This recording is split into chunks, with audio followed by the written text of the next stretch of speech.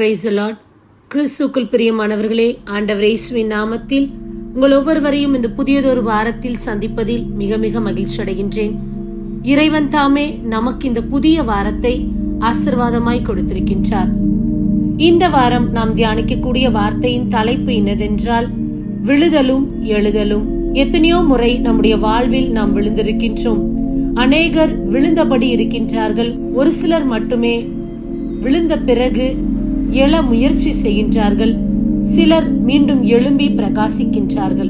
இதில் நம்முடைய வாழ்வில் கூட நிறைய நேரம் விழுதலும் எழுதலும் இருந்திருக்கின்றது. இதற்காக நாம் எடுத்துக்கொண்ட வேத பகுதி மீகா அதிகாரம் 7 இறைவார்த்தை 8. என் பகைவனே, என்னை குறித்து களிப்படையாதே, ஏனெனில் நான் வீழ்ச்சி உற்றாலும் எழுச்சி பெறுவேன்.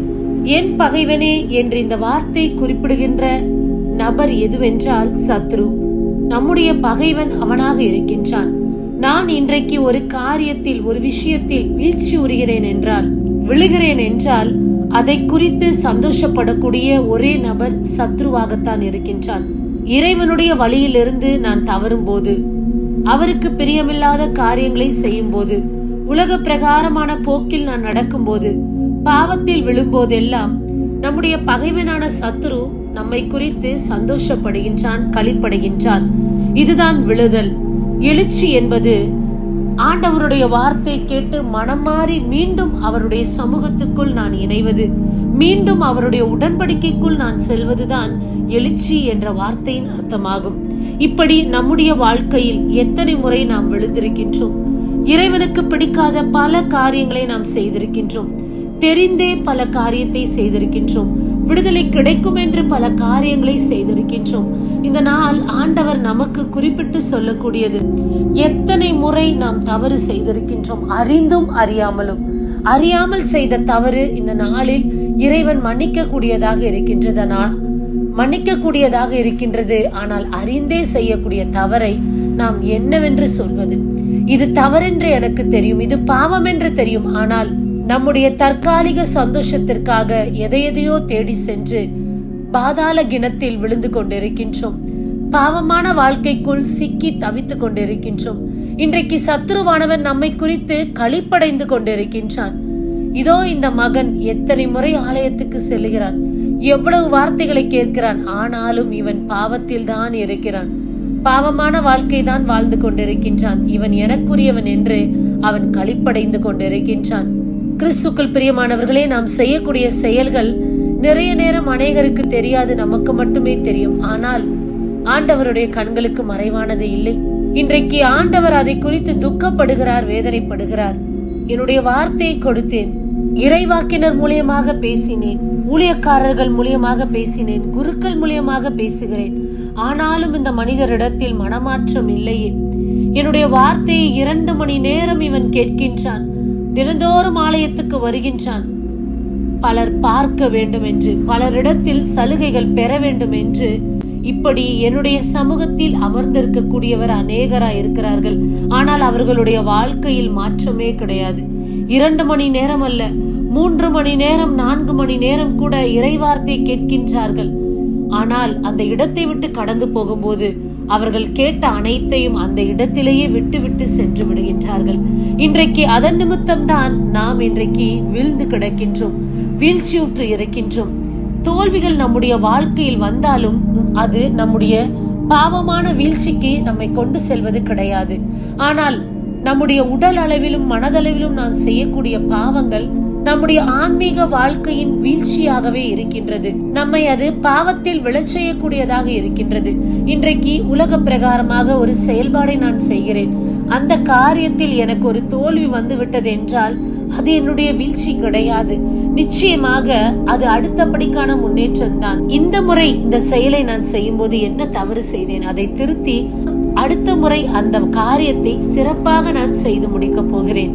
அதில் வீழ்ச்சி கிடையாது, திருத்தம் ஏற்படுகின்றது, முன்னேற்றம் தான் ஏற்படுகின்றது. ஆனால் உலக பிரகாரமான காரியத்திலும், மனம் போன போக்கிலும், கால் போன போக்கிலும், மற்றவர் சொல்லக்கூடிய கருத்துக்களை கேட்டு என்னுடைய வாழ்க்கையை நான் தவறான பாதைக்கு போகும்போது அதுதான் வீழ்ச்சி உறக்கூடிய காரியமாக இருக்கின்றது. சத்ருவானவன் அதைத்தான் இன்றைக்கு எதிர்நோக்கி காத்திருக்கக்கூடிய செயல்பாடாக இருக்கின்றது. வீழ்ச்சி உறுவதும் எழுச்சி பெறுவதும். இதற்காக நாம் எடுத்துக்கொண்ட வேத பகுதி எதுவென்றால் ஊதாரியின் மகன். ஊதாரியின் மகன் உவமை நாம் எல்லோரும் அறிந்ததுதான்.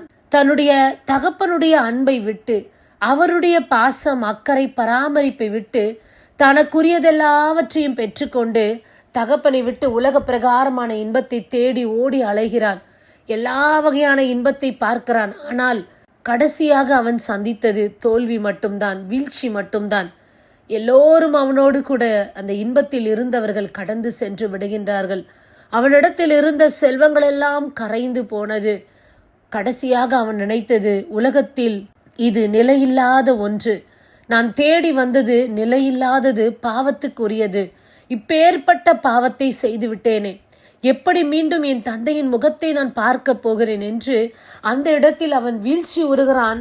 மனம் கசிந்து அழுகிறான். மீண்டும் தந்தையிடம் செல்ல வேண்டும் என்று தீர்மானம் எடுக்கிறான். அந்த தீர்மானம்தான் அவனுடைய எழுச்சிக்கு ஒரு முன்னுதாரணமாக இருக்கின்றது. நான் விழுந்த இடத்தில் கிடக்கவில்லை. எப்படி போவது, எப்படி செல்வது, இனி நான் எப்படிப்பட்ட வாழ்க்கை வாழப்போகிறேன் என்று நினைத்து அந்த பாவத்தில் அவன் நின்று விடாதபடிக்கு மீண்டுமாய் அவன் எழும்பி தன்னுடைய தந்தையின் பக்கமாய் திரும்பி அவரிடத்தில் மன்னிப்பு கேட்டு அந்த உடன்படிக்கையை, அந்த உறவை அவன் புதுப்பித்துக் கொள்ளுகிறான். அதுதான் அவனுடைய எழுச்சியாக இருக்கின்றது. கிறிஸ்துக்கள் பிரியமானவர்களே, விழுதலும் எழுதலும் நம்முடைய வாழ்வில் சகஜமான ஒன்றுதான். ஆனால் நான் எதற்காக விழுகிறேன், எதன் நிமித்தம் வீழ்ச்சி அடைகிறேன், இனி அந்த வீழ்ச்சிக்குள் நான் விழாதபடி, நான் அந்த சதித்திட்டத்துக்குள் போகாதபடிக்கு, இந்த பாவத்தில் விழாதபடிக்கு நான் என்னை கவனமாய் காத்துக்கொள்ள வேண்டும். கிறிஸ்துவுக்குள் நான் மீண்டும் எழும்பி பிரகாசிக்க வேண்டும் என்றால் நான் செய்த தவறை நினைத்து மனம் வருந்தினால் மட்டுமே திரும்பவும் நான் கிறிஸ்துவுக்குள் எழும்பி பிரகாசிக்க முடியும். அப்படி இல்லை என்றால் நான் ஒரு போலியான வாழ்க்கை வாழ்ந்து கொண்டிருக்கிறேன். நான் விழுவேன், நான் எழுவேன், மீண்டும் விழுவேன். ஆனால் என்னுடைய வாழ்வில் மாற்றம் என்பது கிடையாது. செய்த தவறை குறித்து நான் மனம் வருந்தவும் இல்லை, மனம் மாறவும் இல்லை. அப்படிப்பட்ட எழுதல் என்றைக்குமே நம்முடைய வாழ்வில் ஒரு எழுச்சியையும் நிறைவான வளர்ச்சியையும் கொடுக்கவே கொடுக்காது. பிரியமானவர்களே, எதுவாக இருந்தாலும் நான் இன்றைக்கு ஒரு தவறு செய்கிறேன் என்றால் அதிலிருந்து நான் மனம் வருந்தி திருந்த வேண்டும், மாற வேண்டும். என்னுடைய வழியை, என்னுடைய பேச்சை, என்னுடைய செயல்பாட்டை மாறி இறைவனிடத்தில் மன்னிப்பு கேட்டு அவருக்குள் நான் எழுச்சி பெற்றவனாய் மீண்டுமாய் எழும்பி பிரகாசிக்க வேண்டும். இதுதான் ஆண்டவர் நமக்கு இன்றைக்கு விடுக்கக்கூடிய செய்தியாக இருக்கின்றது. நீதிமொழிகள் அதிகாரம் 24 இறைவார்த்தை 16. நல்லவர் 7 முறை விழுந்தாலும் எழுந்து நிற்பர். ஆம் பிரியமானவர்களே, நம்முடைய அன்றாட வாழ்க்கையில் நாம் செய்யக்கூடிய செயல்பாடுகளிலோ அல்லது ஏதோ ஒரு முயற்சிகளில் நாம் தோல்வியுற்றாலும் மீண்டும் மீண்டும் நம்மால் எழும்பி நிற்க முடியும். ஏனென்றால் ஆண்டவருடைய துணை நம்மோடு கூட இருக்கின்றது. நல்லவர்கள், இறைப்பற்று உள்ளவர்கள் எத்தனை முறை விழுந்தாலும் அவர்கள் மீண்டும் எழும்பி நிற்பர்.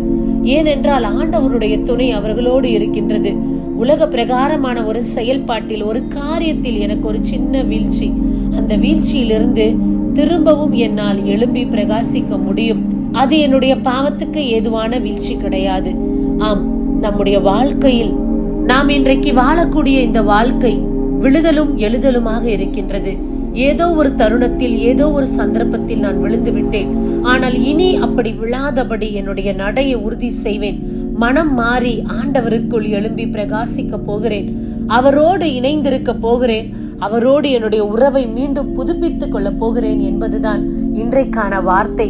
இந்த நாள் இறைவன் நம்மிடத்தில் அதைத்தான் எதிர்பார்க்கின்றார். அவருக்கு விருப்பமில்லாத ஏதேனும் தவறுகள், ஏதேனும் வீழ்ச்சிக்குரிய காரியங்கள் நம்முடைய வாழ்வில் இருந்தால் அதை விட்டு விலகி மனம் வருந்துவோம், இறைவன் பால் திரும்புவோம்.